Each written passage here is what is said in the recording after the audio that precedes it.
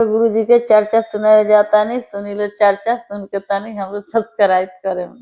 कथा चर्चा दोनों भाई में। पर्वत पहाड़ पर शंकर जी और पार्वती रहेलू। तो पार्वती के शंकर जी कहल जे पार्वती यही जा रह, हम जाता नहीं त्रिभुवन घूमे। तो शंकर जी गईले घूमे खातिर, तले नागिन भेटा गईली। तो नागिन कहली जे कहाँ जाता नहीं? तो हम आइल बानी घूमे खातिर, तो तनी चलो ना हमरा देह में लपेटा जा, जे हमरा नींद नहीं खियावत, गांजा भांग पियले बानी, हमार माथा भंगाइल बा। तो धामिन गईली तो देह में लपेटा गईली या शंकर जी सुत गईले।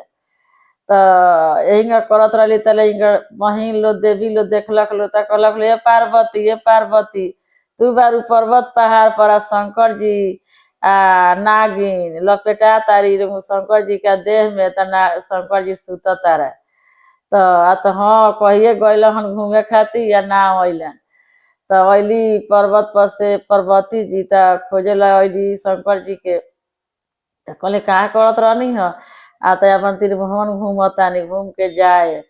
तो चली। तो नागिन के कहली जे नागिन काहे हमरा शंकर जी के फेर में पड़ल बारू?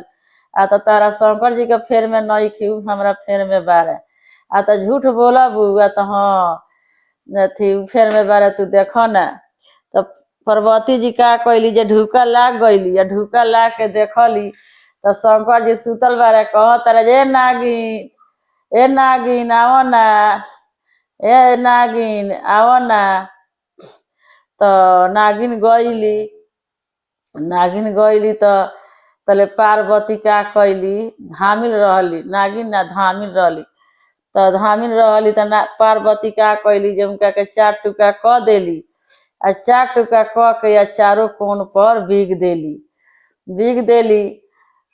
एगो कोण पर भांग जामल, एगो कोण पर धतूर जामल, एगो कोण पर अड़हुल के फूल जामल। तो कहली पार्वती जी जे शंकर जी कहला जे बताओ, तो नागिन के काट के धामिन के काट के फेंक देलू। ई जनबू जे धामिन हमरा नजर से चल जाइए ना जाइए, तुमका के जरबे उड़वा देली।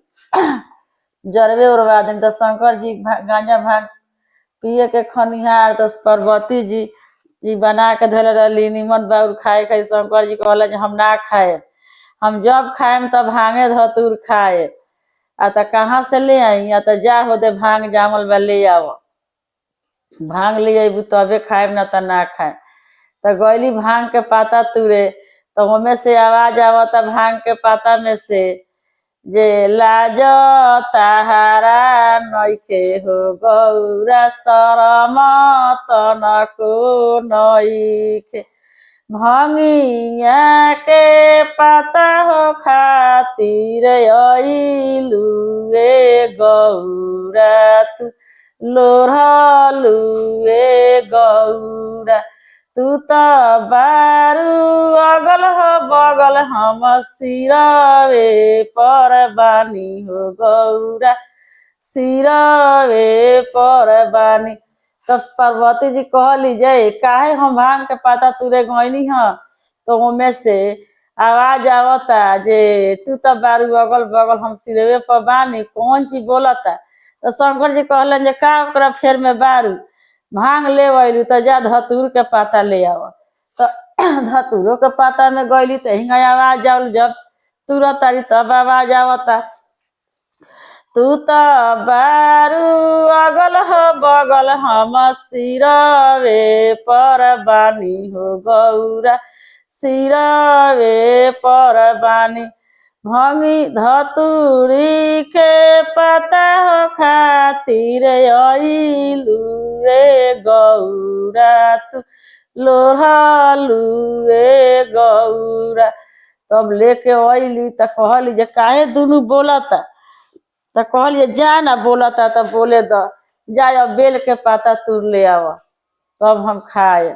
तब बेल के पाता तुरे गईली तो वहीं बेल के पाता तुर तारी तो आवाज आवता वहू में से तू तो बारू अगल हो बगल, हम सिरवे पर बानी हो गौरा, सिरवे पर बानी, बेल के पतैया हो खातिर अइलू ए गौरा तू लोढ़लू ए गौरा। तब कहली जे देखी ना उनमें से आवाज आवत त काहे तू चिंता कइले बारू, जाना अड़हुल के फूल ले आव तब हम खाएब, ना त ना खाएम। गइली अड़हुल के फूल ले आवे तो जैसे डाढ़ी लचकावता री तुरे खादी तले वहू में से आवाज आवता, तू तो लाजता हरा नइखे गौरा शरम तोहरा नइखे। अड़हुल के फूल हो खातिर अइलू ए गौरा चढ़वलू ए गौरा। तू तो बारू अगल हो बगल हम सिरवे पर बानी हो गौरा सिरवे पर बानी।